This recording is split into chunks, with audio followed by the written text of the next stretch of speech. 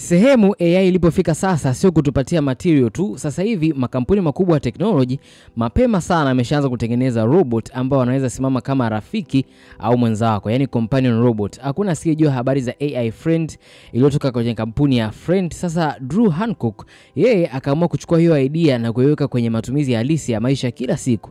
Kwamba vipi ikafika hatua unaalika jamaa zako waje kukutembelea, alafu jamaa yenu mmoja ana pull up na mchumba wake ambaye ni robot kasetiwa. Ndio maana ikaja filamu ya Companion. Jamaa anaitwa Josh na mchumba wake anaitwa Iris ambaye amewekewa kumbukumbu za uongo kuhusu alikokutana na mchumba wake. So yeye anajua yeye ni mtu halisi kabisa. Na weekend moja wanatoka na kwenda katika mapumziko ya weekend na marafiki zao katika nyumba moja ya mapumziko huko mbali sana msituni. Ila weekend hiyo inageuka kuwa machafuko baada ya Iris kugundua kwamba yeye sio mtu halisi bali ni companion robot tu. Hata akimwambia Josh vipi kuhusu matukio ya sehemu ambako wao walikutana, yani sokoni, lakini bado Josh anambia kwamba hayo yote ni mazingira ambayo yeye aliyachagua kwenye mfumo wakati anamnunua.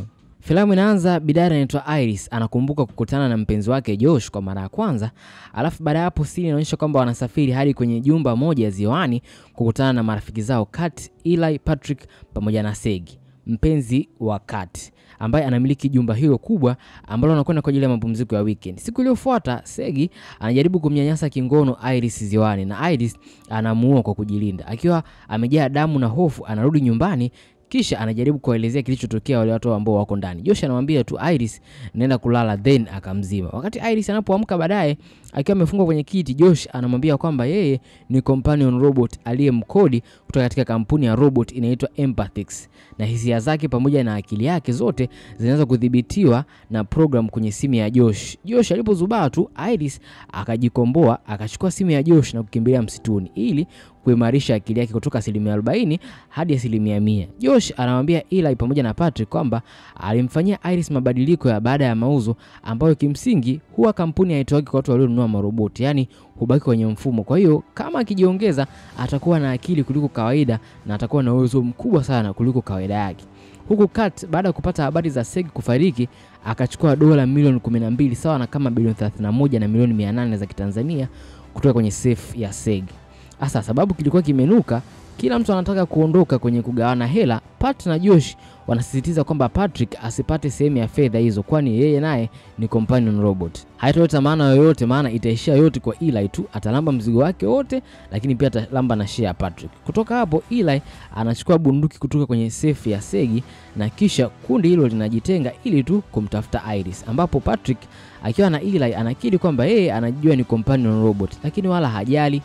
Patrick na Eli wanampata Iris, lakini Iris anampiga Eli risasi hadi kufa katika mapambano hayo. Iris anajaribu kutoroka katika gari linalojiendesha la Josh, lakini Josh anatumia simu ya Segi na kuripoti gari hilo kwamba limeibiwa. Kwa hivyo kwa sababu ya masuala ya safety protocol linaamua kusimama na kujifunga, kwa hivyo Iris anafungiwa ndani. Josh pia anacheza na control za Patrick awe roboti wake, anazima uwezo wake wa kuumiza, anaongeza hasira yake na kumwamuru amfuate na kumrudisha Iris. Iris akiwa amesimamishwa ndani ya gari akaanza basi kufanya vurugu na kutafuta namna zote za kuweza kutoroka, lakini afisa wa polisi baada ya kumuona akaanza kumkataza kwa kuvunja gari hilo. Lakini Patrick mwenyewe alipofika mwenye settings mpya za vurugu anamuua afisa huyo na kumrudisha Iris nyumbani. Kat akichukizwa na vitendo ambavyo Josh anavifanya akajaribu basi kuondoka na pande lake la pesa, lakini Patrick anamuua. Josh anapiga simu Empathix waje kumchukua Iris aliyefungwa, akidai kwamba robot huyo hafanyi kazi vizuri, kisha akampunguza akili yake mpaka 0% na kumfanya kuwa kama msukule kabisa na kumlazimisha kuweka mkono wake kwenye mshumaa, kisha anamwamuru ajipige risasi kichwani, ambayo nayo akaifanya tu. Kwa baada ya hapo roboti hilo Iris likajizima. Wakati anapofika wale wafanyakazi wa Empathix, Sid pamoja na Teddy, wanamjulisha Josh kwamba roboti za Empathix zinarekodi kila kitu ambacho wao wanakipitia. Kwa kama kuna mazungumzo au kama kuna matukio ambayo wameyafanya, yote hurekodiwa na huwa yanahifadhiwa katika sehemu la tumbo. Kwa hiyo wamesikia kila kitu, hata shambulio la kujipiga risasi lilitenganisha tu uwezo wa wifi na Iris. Baada ya Josh kujua hayo mambo na kugundua kwamba ameakanyaga, akamwamuru basi Patrick auwe wafanyakazi wale na kumchukua Iris. Patrick anamuua Sid, lakini kabla hajamuua Teddy, Iris anajireboot na kumwingilia, anavunja udhibiti wa Josh juu yake na kumfufua Patrick kutoka katika mfumo wake wa kumbukumbu zake za zamani za Eli. So baada ya kukumbuka kwamba mtu wake wa karibu Eli amefariki, akaisha tu kujiua naye mwenyewe kwa maumivu ya kumpoteza huyo mtu. Teddy mwenye shukrani sababu ya Iris kumuokoa, anampa sasa Iris udhibiti kamili wa yeye mwenyewe na kumkomboa katika udhibiti wa maprogramu yale ya kampuni. Iris anaamua kurudi zake nyumbani baada ya mapambano hayo yote. Hatimaye mwishoni kabisa anamuua Josh. Alafu asubuhi inayofuata anaonekana kwamba anatoa ile ngozi ambayo imeharibika kutoka katika mkono wake. Inaonyesha machuma ya ndani ya ngozi yake. Alafu kutoka hapo basi anaendesha zake gari kuelekea sehemu nyingine na pesa zile ambazo zilikuwa ni pesa za Seg. Iris akiwa anaendesha gari anamuona mwanaume mwingine akiendesha gari, alafu ndani kuna companion robot ambaye anafanana na yeye kabisa.